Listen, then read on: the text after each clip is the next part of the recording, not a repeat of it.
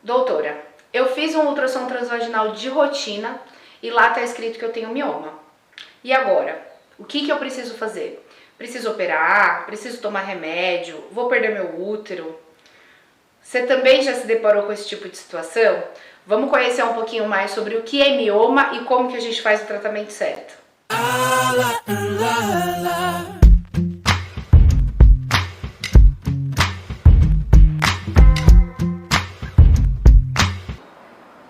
Olá meninas, tudo bom com vocês? Eu sou a doutora Ana Paula, médica, ginecologista e obstetra. Esse é o meu canal. Aqui eu discuto com vocês vários temas de ginecologia, obstetrícia, maternidade e saúde feminina no geral. Sejam todas bem-vindas, espero que vocês gostem do nosso conteúdo.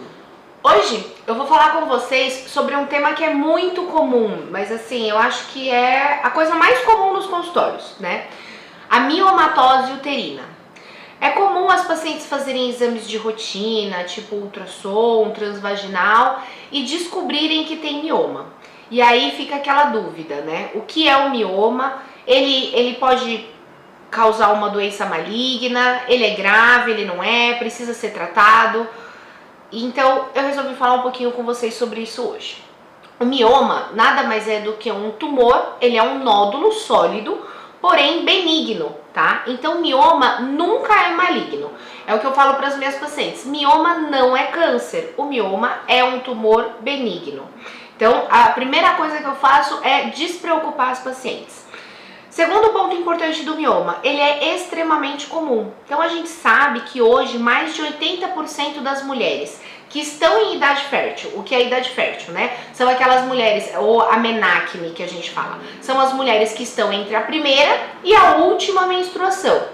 Isso significa que são mulheres que menstruam regularmente. É nessa faixa que o mioma aparece, nessa faixa etária da vida da mulher.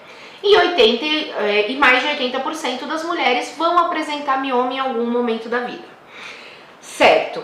E por que a minha vizinha teve mioma e teve que tirar o útero e eu tenho mioma e o médico fala que eu não tenho que fazer nada? Isso também é uma dúvida muito comum. Por quê?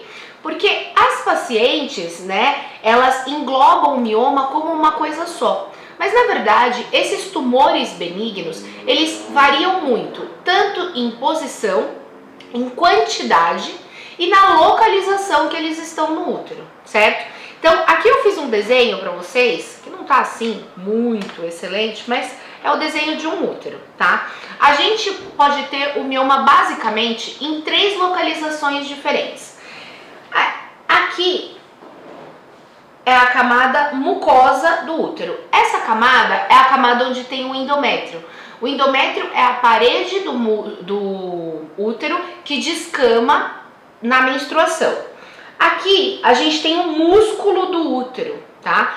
Que é o miométrio. E a camada mais externa do útero, né? Então eu falo que a parte de fora do útero é chamada de camada serosa. Então, o mioma, ele pode ser classificado como subseroso, então é quando ele pega esta camada, ele faz assim, ó, um abaulamento para fora do útero. Esse daqui é um mioma subseroso. O mioma pode estar dentro do músculo do útero, que a gente chama de intramural, tá vendo? Então essa bolinha fica dentro do músculo uterino e também não vai causar sintoma nenhum. Ou esse mioma pode ser chamado de submucoso. E aí é que tá o problema, é quando o mioma tá na parte interna do útero e pega o endométrio.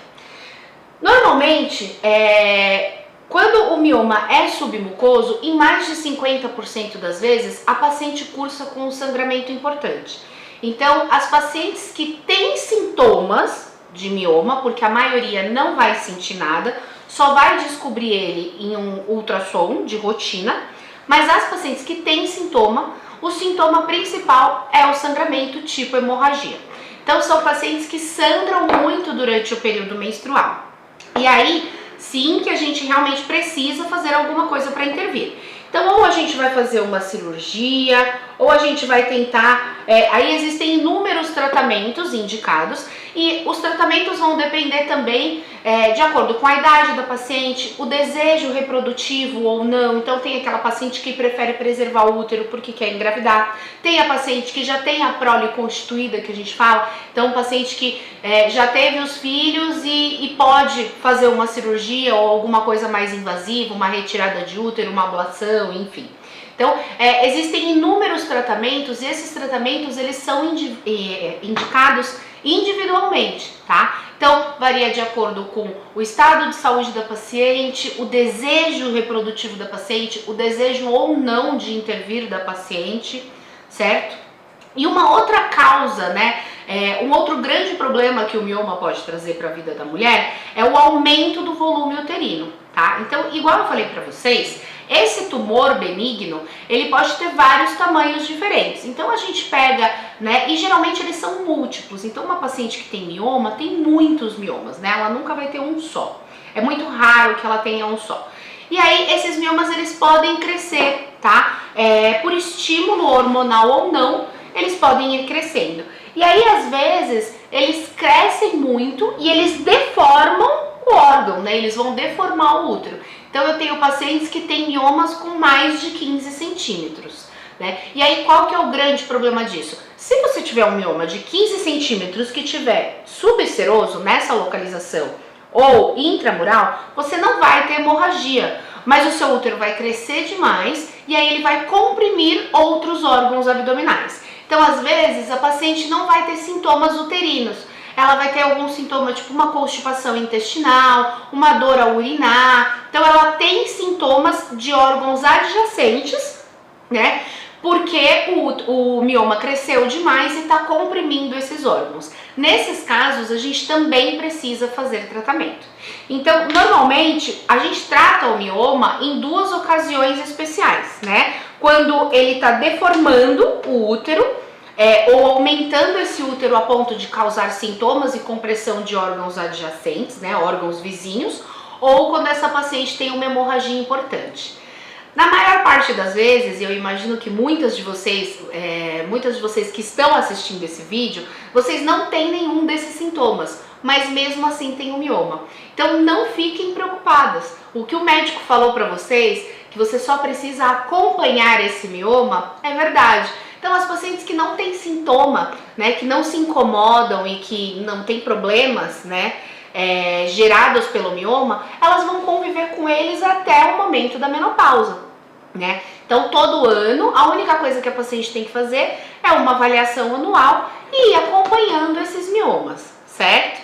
E aí depois, quando você entrar na menopausa, esses miomas eles vão regredir espontaneamente junto com os outros órgãos reprodutivos femininos, né? Isso é um processo natural da pós-menopausa. E aí quando você fizer o seu ultrassom na pós-menopausa, muitas vezes esse mioma já vai até ter desaparecido, entendeu? Então não tem necessidade a paciente passar por um procedimento cirúrgico que muitas vezes pode gerar uma complicação grande, né? Então são procedimentos mais arriscados, sendo que ela não precisa disso, certo? Então eu fiz esse vídeo mais para orientar mesmo as pacientes que têm mioma, porque é muito comum. Então as pacientes já chegam no consultório falando que elas querem tirar o útero porque a mãe tirou o útero, porque a avó tirou o útero e elas têm mioma, então elas vão tirar o útero. Mas na verdade não é bem assim, né? Então sempre que a gente indica um procedimento cirúrgico, a gente é muito criterioso, né? Então existem riscos anestésicos, existem riscos do próprio procedimento. Então na verdade o médico sempre pensa no bem-estar da paciente, correto? Enfim, meninas, basicamente era isso que eu queria trazer para vocês, explicar, né, as diferenças dos miomas para vocês e tranquilizá-las no sentido de que o mioma não é uma doença maligna, então se você não fizer a cirurgia, nada vai acontecer, você só vai acompanhar, porque eu acho importante esse tipo de informação para todas as pacientes. Isso é muito comum no meu consultório, então eu imagino que por aí tem muito mais dúvidas nesse sentido. Eu espero ter sido super clara e ter sanado algumas dúvidas que tenham aparecido entre vocês. Se você conhece alguém que tem mioma, né, que tá na dúvida, que passou por uma avaliação médica e o médico indicou ou não a cirurgia, a paciente ficou na dúvida, manda esse vídeo, tá? Ou vocês podem procurar me mandar as dúvidas de vocês por qualquer uma das minhas redes sociais, certo? Eu vou ficando por aqui então e até o próximo vídeo. Tchau, tchau!